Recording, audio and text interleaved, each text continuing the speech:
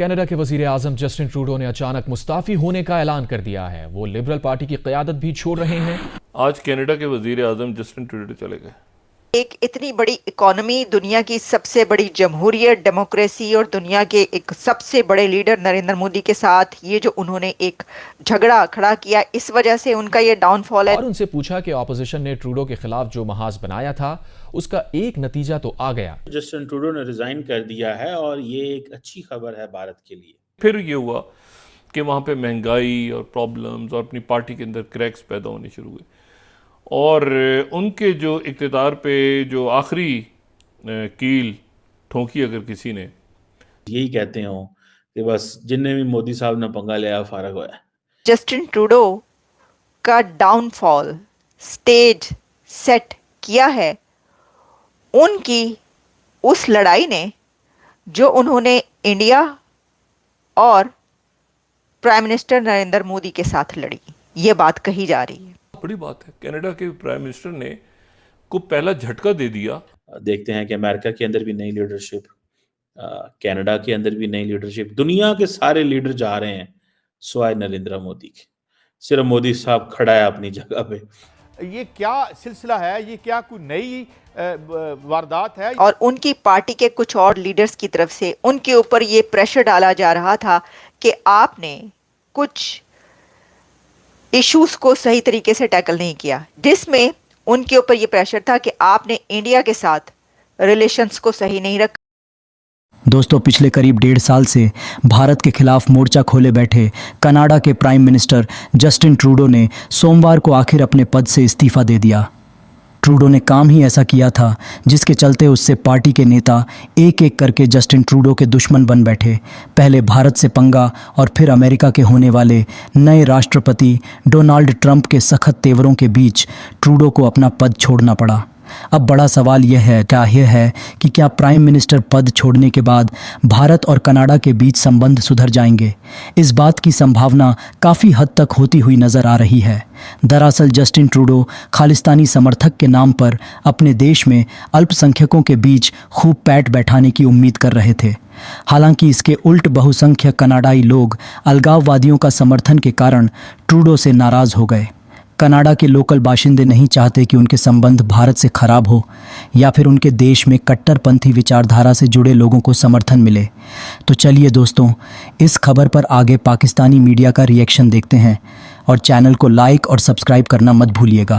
Justin Trudeau का downfall stage set किया है उनकी उस लड़ाई ने जो उन्होंने इंडिया और प्राइम मिनिस्टर नरेंद्र मोदी के साथ लड़ी।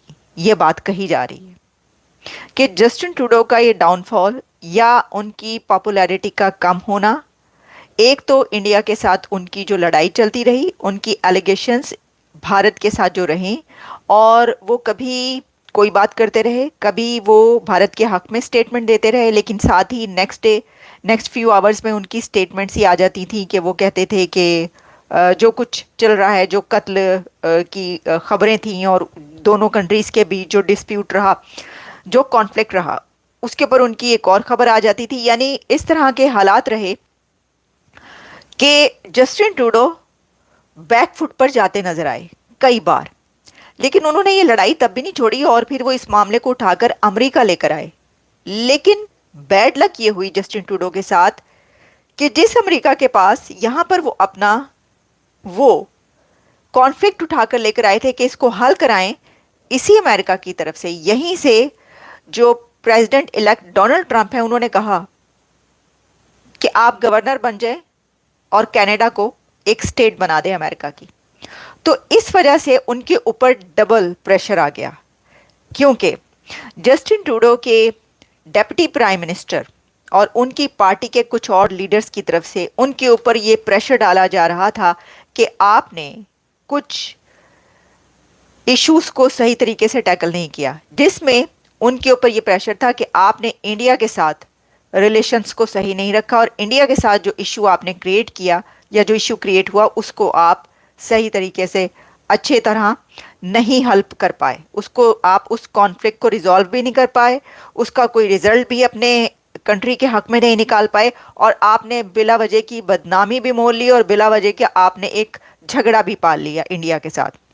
तो क्या एक इतनी बड़ी इकोनॉमी, दुनिया की सबसे बड़ी जमहूरियत, डेमोक्रेसी और दुनिया के एक सबसे बड़े लीडर नरेंद्र मोदी के साथ ये जो उन्होंने एक झगड़ा खड़ा किया, इस वजह से उनका ये डाउनफॉल है? देखें, इसके अंदर बातें ये की जा रही हैं जो मैं आपको बता रही हूँ। जब भी कुछ ऐसा नज़र आता है तो उसमें बहुत सारी चीज़ें होती हैं, और अभी का ये जो है एक और बात कही गई है उनके डेप्टी प्राइम मिनिस्टर की तरफ से और उनके उन लीडर्स की तरफ से, ट्रूडो के जो उनके पार्टी लीडर्स हैं उनकी तरफ से ये भी कहा गया है कि आपने अमेरिका के साथ जो टैरिफ का मामला था वो भी सही तरीके से हल नहीं किया।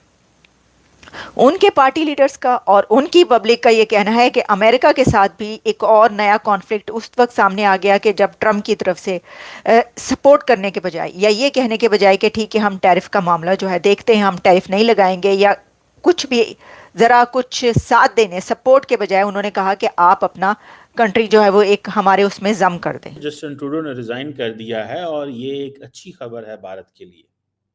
ये कैसे अच्छी खबर है इस पे भी कमेंट करते हैं, लेकिन मैं देख रहा था कि जस्टिन ट्रूडो जो हैं वो एक लंबा अरसा प्राइम मिनिस्टर रहे, और कहा जा रहा है कि he is living mixed legacy and a divided country. और ये समझ लें कि उन्होंने जिसे कहते हैं ना कि 2015 में विक्ट्री स्पीच दी, उस वक्त अपनी लिबरल पार्टी जो है, लिबरल्स पार्टियों का वैसे ही बुरे हालात हो रहे हैं पूरी दुनिया के अंदर। मैं आपको बात बताऊं, कंजर्वेटिव आ रहे हैं, पूरी दुनिया में कंजर्वेटिव आ रहे हैं। यूरोप में भी ऑलमोस्ट लिबरल्स जा रहे हैं, बड़ी मुश्किल से फ्रांस में मैरीन ले पेन को रोका है उन्होंने। ये लिबरल्स भी जा रहे हैं, अमेरिका के अंदर भी लिबरल्स को बड़े बुरे हालात हैं, और लिबरल्स जो हैं वो कंजर्वेटिव की तरफ जा रहे हैं। अगर लिबरल्स ने अपनी स्ट्रैटेजीज ना बदली तो ये कंजर्वेटिव लीडरशिप पूरी दुनिया में आ जाएगी। बहरहाल एनी हाउ, ट्रूडो जो है उसने अपनी पार्टी से भी रिज़ाइन कर दिया और वो कह रहा है कि मैं ज़ाहिर बात है इलेक्शन भी नहीं लड़ रहा, और अब एक नया आएगा लीडर। बड़ा एक ड्रामेटिक फॉल है 2013 से, ठीक है जी। और क्लाइमेट चेंज के ऊपर भी बात करते रहे, social programmes, Canadian middle class, economy, immigration, बहुत कुछ। फिर आखिरी ये ट्रम्प ने जो उनकी बुरे हालात किए हैं, ट्रम्प ट्रूडो के भी सिरे चढ़ गए हैं मेरे ख्याल से। लेकिन वो जिसे कहते हैं ना कि आप एक दफ़ा एक लीडर से तो जान छुड़ा लेते हैं, लेकिन जब नई लीडरशिप आती है तो उनके सामने भी बड़े लंबे चौड़े चैलेंजेस होते हैं। मैं जैसे आपको बता रहा था कि इंडिया के लिए बड़ी मज़े की बात हो गई है, उसके लिए बहुत सारे लॉजिक है, उसके ऊपर मैं बात करूँगा, क्योंकि हम इसको देखते हैं कि अमेरिका के अंदर भी नई लीडरशिप, कनाडा के अंदर भी नई लीडरशिप, दुनिया के सारे लीडर जा रहे हैं सिवाय नरेंद्र मोदी के। सिर्फ मोदी साहब खड़ा है अपनी जगह पे।